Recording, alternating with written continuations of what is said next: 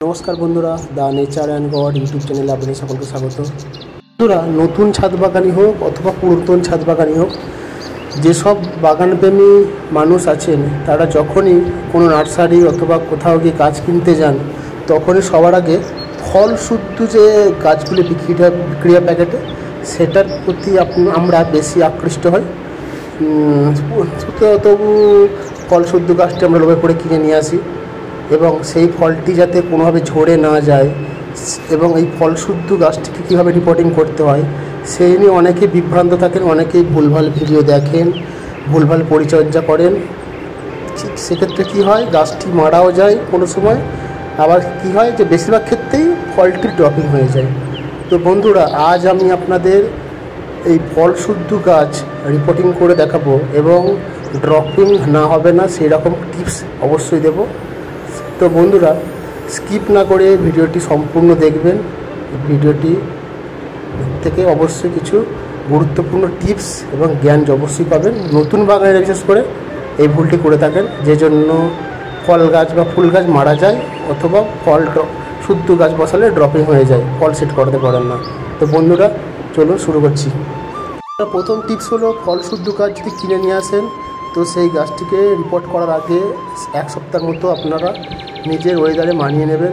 তারপরে যখন গাছটিকে রিপোর্টিং করবেন, প্যাকেটটিকে যখন কাটবেন গ্রো ব্যাগ থেকে আলাদা করবেন, কোনো রকমভাবে না এটিতে ড্যামেজ হয় রুটটা, সেই দিকে খেয়াল রাখবেন। দ্বিতীয় হচ্ছে পট নির্বাচন। গ্রো ব্যাগটা বা কোনো পট বা গ্রো ব্যাগ যে সাইজে আছে তার থেকে তুলনামূলক একটু বড় সাইজের নেবেন। আর সে খেয়াল রাখবেন যে আমি সেই সময় কোন সময় আমি পটিং করছি, গরম অথবা বর্ষা অথবা শীত। গরমের সময় হলে একটু বড়োটা বলে সেক্ষেত্রে অসুবিধা হবে না। বর্ষার সময় হলে অবশ্যই সাজেস্ট করব যে সাইজে গ্রো ব্যাগ আছে তার থেকে তুলনামূলক এক সাইজের বেশি অবশ্যই পটে বেশি ব্যবহার করবেন না, না হলে সেক্ষেত্রে রুট ড্যামেজের সম্ভাবনা বেশি থাকে। এবং ড্রেনেজ ব্যবস্থা খুব সুন্দরভাবে করতে হবে এবং গাছটা যে জাতের মানে যে ভ্যারাইটি, আম গাছের ক্ষেত্রে আলাদা মাটি, আলাদা রেশিও করে মাটি করতে হবে এবং লেবু সাইট্রাসের জন্য আলাদা মাটি করতে হবে, সেই দিকে ফলো রাখতে হবে। লেবু গাছ সাধারণত ঝুরঝুরে মাটি পছন্দ করে, জল পছন্দ করে না অতটা, ড্রাই মাটি হলে বেস্ট হয়। তো তার জন্য আপনাকে কী করতে হবে, আপনাকে মাটিটা রেশিওটা সেরকমভাবে তৈরি করতে হবে। এবার অবশ্যই গাছ যদি ফল শুদ্ধ থাকে অবশ্যই আপনার জৈব পদ্ধতিতে মাটি তৈরি করবেন, কোনো রকম রাসায়নিক সার ইউজ করবেন না। প্রথমে সামান্য পরিমাণে গোবর নেবেন, বেশি গোবর ইউজ করবেন না, গোবর মাটি সমস্যা হয়। শুদ্ধ সাইট্রাস জাতীয় গাছের ক্ষেত্রে গোবর মাটি কম লাগবে, এক্ষেত্রে আপনারা বালি বেশি নেবেন অথবা পুরনো যে গুল হয় অথবা ঘেঁস, এটা ইউজ করতে পারেন। ওর সঙ্গে বালি নিতে পারেন, মোটা দানা বালিটা অবশ্যই ধুয়ে নেবেন, অথবা সাদা বালি নিতে পারেন, বালি মাটি নিতে পারেন। অবশ্যই মাটি নেবেন 50% মাটি, 30% বালি অথবা গুড় বা ঘেঁস নেবেন এবং 20% গোবর সার মিশিয়ে গাছ লাগাবেন। এর সঙ্গে পরিমাণ মতো চুন অবশ্যই ব্যবহার করবেন। চুন হচ্ছে ক্যালসিয়ামের উৎস, অথবা জৈব উৎস হিসাবে আপনারা ডিমের খোসা গুঁড়ো নিতে পারেন।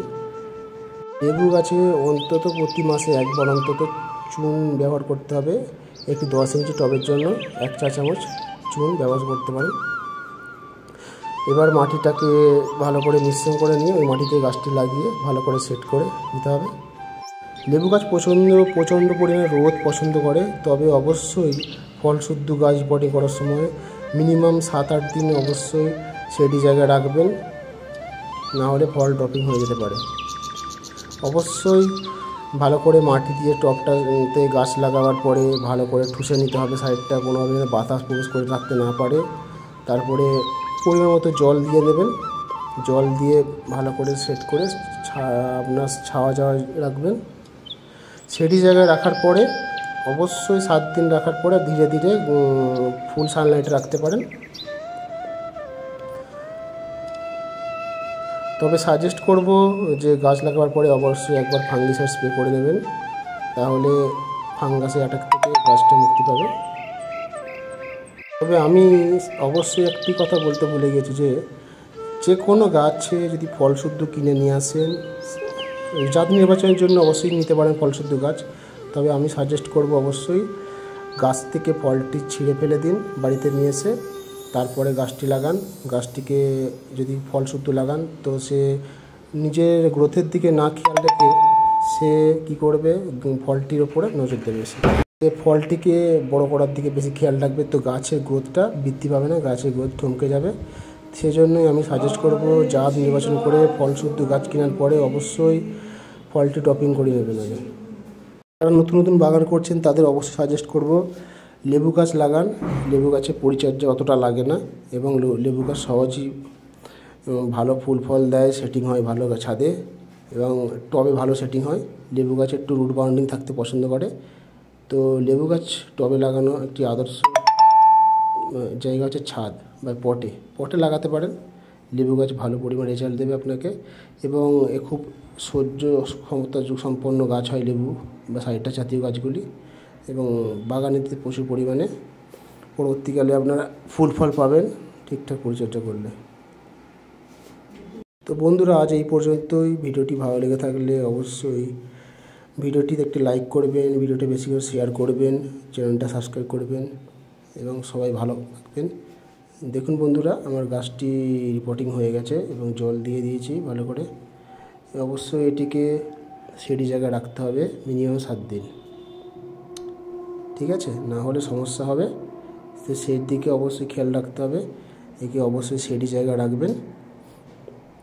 তো আজ এই পর্যন্ত বন্ধুরা, সবাই ভালো থাকবেন। নমস্কার।